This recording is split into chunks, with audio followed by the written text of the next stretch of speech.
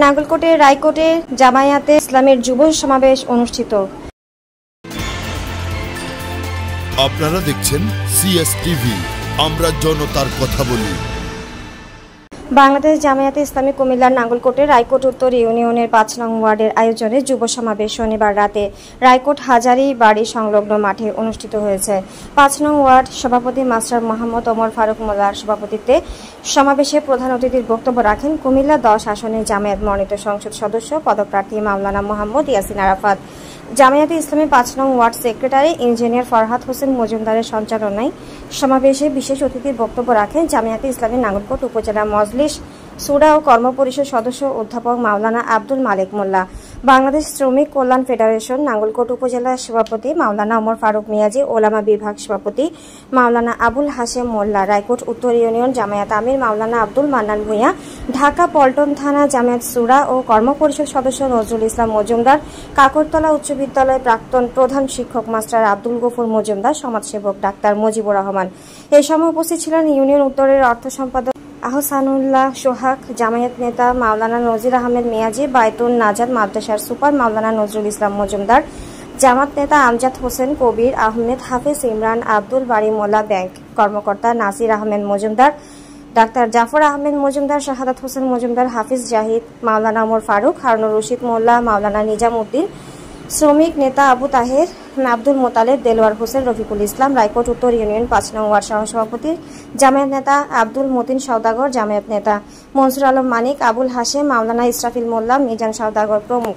শুরু করে বেয়াল্লাপনা বেয়াপনা এই সব কিছু হয় আবার যুবকদের মাধ্যমে, ঠিক কিনা?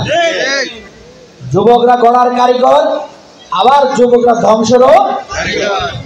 আপনারা দেখবেন এই যে আজকে একটি সমাবেশ করা হলো, একটি ইসলামী সমাজ বিনির্মাণের প্রত্যয়ে যুবকরা একত্রিত হয়ে আগামী রাষ্ট্র বিনির্মাণে এই রায়কোটের যুবকদেরকে একত্রিত করে এই যুবকরা চমৎকার আয়োজনটি করেছে। ঠিকই আবার এ ধরনের কিছু কিছু যুবককে দেখা যায় যারা মেলার আয়োজন করে, যারা বিভিন্ন ধরনের খেলাধুলার আয়োজন করে, যারা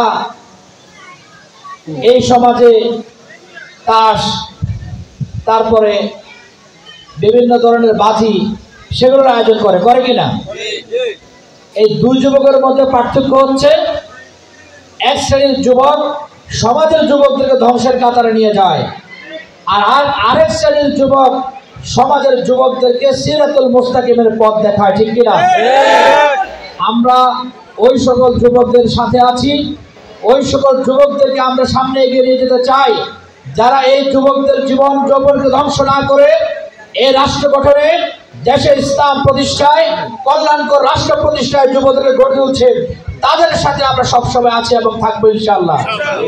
সম্মানিত ভাই এবং বন্ধুগণ, বিগত 16টি বছরে আওয়ামী ফ্যাসিবাদী সরকার যখন ক্ষমতায় ছিল, আপনারা দেখেছেন যুবকদেরকে কিভাবে ব্যবহার করা হয়েছে।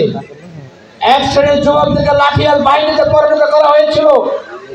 ওই যুবকরা কোরআনের তাফসীর মাহফিলে হামলা করত, আলেম ওলামাকে নির্যাতন করত। ইসলামী মনোভাবাপন্ন কোনো প্রোগ্রামের আয়োজন হবে, সেই প্রোগ্রাম বানচাল করার জন্য যুবকদেরকে লেলিয়ে দিত, ঠিক কিনা? আবার রাষ্ট্রের যুবক প্রশিক্ষণ নামে বিভিন্ন প্রশিক্ষণের আয়োজন ছিল। নামকা অস্তে যুব উন্নয়ন প্রকল্প, যুব উন্নয়ন অধিদপ্তর থেকে নেতারা টাকা ভাগযোগ করে নিয়ে যেত, আর যুবকদেরকে প্রশিক্ষণ না দিয়েই তারা প্রশিক্ষণ হয়েছে বলে দেখিয়ে নিজেরা টাকা তসরুপ করতে, ঠিক কিনা? আমাদের এই দেশের যুবকেরা বেকার থাকে। আজকে যুবকরা ধ্বংসের কাতারে কেন যায়? হানাহানি মারামারিতে কেন যায়? তার কারণ হচ্ছে যুবকদেরকে যথাযথ প্রশিক্ষণ না দেওয়ার কারণে। অথচ যুবকদেরকে যদি আমরা যথাযথ প্রশিক্ষণ দিতে পারি, তাহলে আমাদের এই যুবকেরা সমাজের জন্য বোঝা না হয়ে সমাজ এবং রাষ্ট্রের উন্নতির কল্পে এই যুবকরা সম্পদে পরিণত হতো, ঠিক কিনা? আমাদের এই যুবকদেরকে যদি আমরা ধরে ধরে কোরআনের মাহফিলে নিয়ে যেতে পারতাম, এই যুবকদেরকে যদি বিগত 16 বছরে মসজিদমুখী করতাম, তাহলে ওই যুবকের পিতা মাতারা হাহাকার করতো না, যাহারে আমার ছেলেটা তো কথা শোনে না, আমার ছেলেটা আমাকে নির্যাতন করে টাকার জন্য চাপ দেয়, আমার ছেলেটা তো আজকে মাদকে যুক্ত হয়ে গিয়েছে, এই আফসোস হাহাকার আমাদের পিতামাতারা করা লাগতো না, ঠিক কিনা? বিগত সময়ে যুবকদের গড়ার পরিবর্তে তাদেরকে ধ্বংসের ধার পাল্টে নিয়ে যাওয়া হয়েছে। আজকে জামাত ইসলামী আগামী দিনে যে নতুন বাংলাদেশ করতে চায়, একটি সমৃদ্ধ বাংলাদেশের প্রত্যয়ন, আজকে জামাত ইসলামী যে কাজ করছে, এই কাজের 1 নম্বরে নিয়ামক শক্তি হবে যুবক ভাইরা, ইনশাআল্লাহ। আমাদের আমির জামাত ঘোষণা দিয়েছেন, আমরা আগামী রূপকল্প জামাত ইসলামের পক্ষ থেকে 31 দফা যে রূপকল্প প্রকাশ করেছি আমরা, সেখানে আমরা বলেছি যুব শক্তিকে আমরা যুব সম্পদে পরিণত করবো, ইনশাআল্লাহ। আমাদের এই দেশের অনেক যুবকরা বিদেশে যায় কিনা? দেখা যায় যথাযথ প্রশিক্ষণ না নিয়ে যাওয়ার কারণে ওই যুবকরা সেখানে ভালো রোজগার করতে পারে না। এর অনেক যুবক বিদেশে যাওয়ার পরে আফসোস করে বলছে যে ভাই, আমি যদি দেশ থেকে ড্রাইভিংটা শিখে আসতে পারতাম, এখন আমি যে বেতন পাই তার 3 ডাবল বেশি বেতন পেতাম। এরকম শুনছেন আপনারা অনেকে? আমরা এই নাঙ্গলকোট লালমাই, ইনশাআল্লাহ এই নাঙ্গলকোট লালমাই যুবকদের জন্য যুগান্তকারী পদক্ষেপ গ্রহণ করবো, ইনশাআল্লাহ। বিশেষ করে কারিগরি প্রশিক্ষণের মাধ্যমে তাদেরকে দক্ষ করে গড়ে তোলে তাদের কর্মসংস্থানের ব্যবস্থা করব। তার পাশাপাশি বিদেশের জন্য উন্নত প্রশিক্ষণের ব্যবস্থা করে যুবকদেরকে এমনভাবে আমরা গড়ে তুলব যাতে তারা দেশ থেকে বিদেশে গিয়ে তারা ভালো ধরনের চাকরি পায়, সে ধরনের প্রশিক্ষণের ব্যবস্থা আমরা যুবকদের করবো, ইনশাআল্লাহ। আমাদের যুবকরা যদি আজকে গ্রাফিক ডিজাইন শিখতে পারে, একজন গ্রাফিক ডিজাইন ভালো মানের ডিজাইনের বেতনের 60-70 হাজার টাকা। আমাদের যুবকদের যদি ফ্রিল্যান্সিং শেখানো যায়, তাহলে তারা ঘরে বসে বিদেশ থেকে আয় করতে পারবে। আমাদের যুবকদের যদি ড্রাইভিং শেখানো যায়, ওই যুবক কখনো বেকার থাকবে না, সে একটা গাড়ি ভাড়া করে বা ক্রয় করে প্রতি মাসে ভালো রোজগার করতে পারবে। আমাদের যুবকদেরকে যদি LMAF কোর্স, যেটাকে বলে পল্লী চিকিৎসক কোর্স যদি করানো যায়, এই যুবকেরা সমাজের মানুষের সেবায় নিয়োজিত হবে। রাতে বেরোতে দিনে বিভিন্ন সময়ে আমাদের যেখানে যে অসুস্থ হবে তার পাশে গিয়ে একজন গ্রামীণ চিকিৎসকের ভূমিকাও যুবকরা পালন করতে পারবে, ঠিক কিনা? আমরা এর পাশাপাশি যুবকদের নৈতিক শিক্ষার ব্যবস্থা করব। যুবকদেরকে মসজিদমুখী করার জন্য মসজিদে যুবকদের জন্য প্রশিক্ষণের ব্যবস্থা থাকবে। যুবকরা কোরআন শিখতে পারবে, যুবকরা হাদিস শিখতে পারবে, যুবকরা ইসলামী বিভিন্ন মাসলামাসার শিক্ষার ব্যবস্থা যুবকদের জন্য থাকবে। আজকে আমাদের সমাজে এরকম যুবকের খুব বেশি প্রয়োজন, যে যুবকরা মুরব্বীদেরকে সম্মান করবে, পিতামাতার প্রতি শ্রদ্ধা প্রকাশ করবে। এই সমাজের জন্য সে একজন গুরুত্বপূর্ণ আইডল হবে। আমরা এমন যুবক চাই না যে যুবক মুরব্বীদের সাথে সিগারেট ফেলে ধোঁয়া ছাড়বে। আমরা এমন যুবক চাই না যে যুবক মুরব্বী আসার পর তার সাথে বেয়াদবিপূর্ণ আচরণ করবে। আমরা এমন যুবক চাই না যে যুবক এই সমাজে মাদকের ব্যবসা করবে, ঠিক কিনা? সমাজে ভাই এবং বন্ধুগণ, 2025-এর ফেসিবাদের পতনের পর থেকে এই যুব জনগোষ্ঠীর জন্য আমরা কাজ করে যাচ্ছি।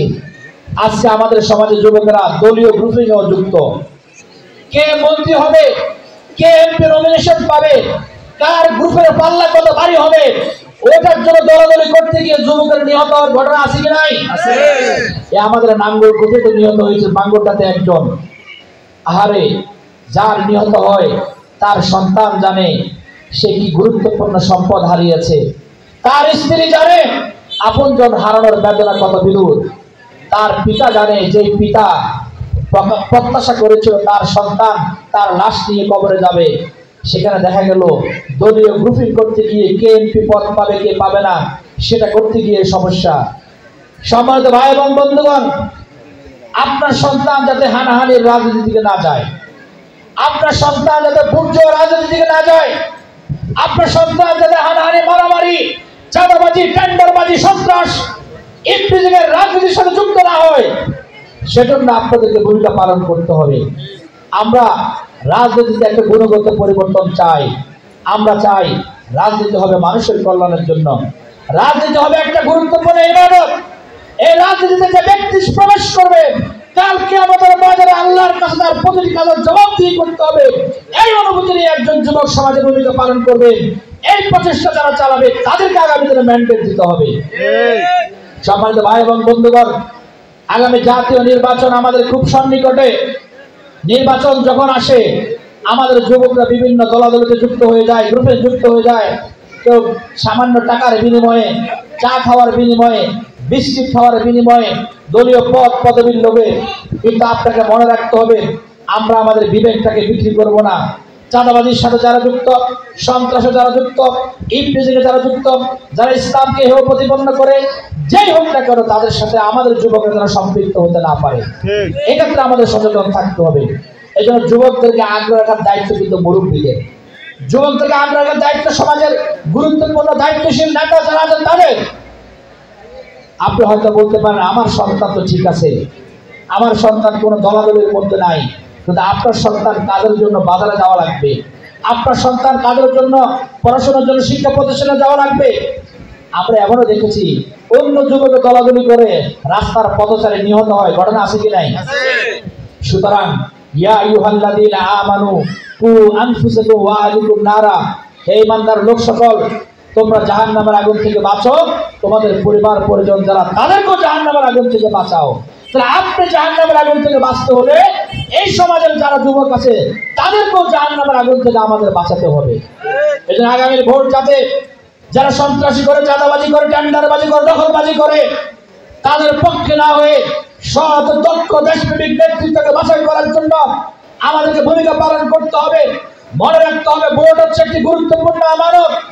আপনি যাকে ভোট দিবেন, অর্থাৎ তাকে আপনি সাক্ষী দিলেন, তাকে সুযোগ দিলেন, তার প্রতি আপনার সমর্থন দিলেন। আপনি যদি ভালো কাজের, ভালো ব্যক্তিকে সমর্থন দেন, তার ভালো কাজের স্বভাব কিছুটা হলো আপনি পাবেন। আবার আপনি যদি খারাপ ব্যক্তিকে সমর্থন দেন, ওই ব্যক্তির খারাপ কাজের ফল পাপের ভাগীদার আপনি হবেন, ঠিক কিনা? আপনি যাকে নির্বাচিত করলেন, ওই ব্যক্তি নির্বাচিত হওয়ার পরে, ক্ষমতা পাওয়ার পরে যদি কোনো খুন করে, খুনের দায় আপনাকেও নিতে হবে।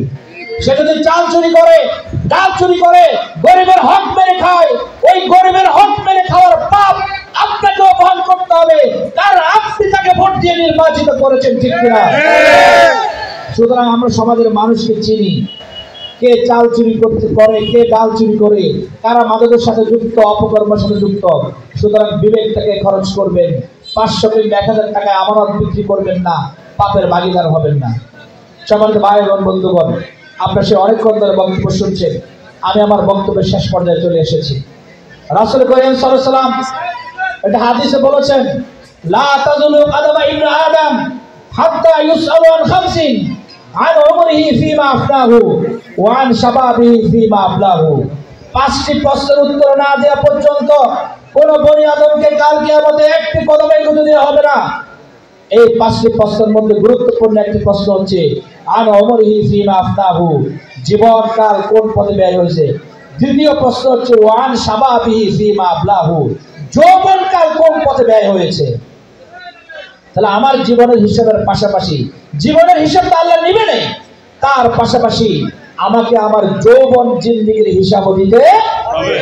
আপনি কোন পথে অর্থ আয় করেছেন, কোন পথে ব্যয় করেছেন, আপনি যা জেনেছেন তা অনুযায়ী আমল করেছেন কিনা, এই 5টি প্রশ্নের উত্তর না দেওয়া পর্যন্ত কোন বনি আদমকে কাল কিয়ামতের ময়দানে একটি কদমে এগোতে দেওয়া হবে না।